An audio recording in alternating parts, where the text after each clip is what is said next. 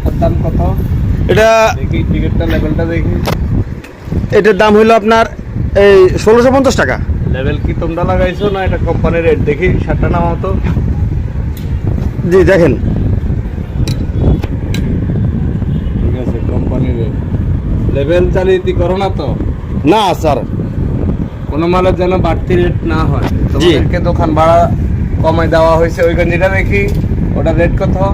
এটা এটা 450 টাকা মাত্র।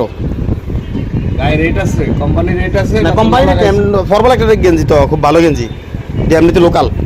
ঠিক আছে, তবে কোনো মালের বাড়তি রেট বিক্রি করার প্রয়োজন নাই। তোমাদেরকে দোকান ভাড়া কমে দেওয়া হয়েছে, মার্কেট কমিটির সাথে আলাপ করা হয়েছে। সো এখন আর কোনো মালের বাড়তি রেট নিবা না, জি ভাই জি। কারণ দেশ এখন কি অবস্থায় আছে সেটা তোমরাও জানো, আমরাও জানি। জি ঠিক আছে, জি ভাই। তা এখন কোনো মালের বাড়তি রেট নেওয়া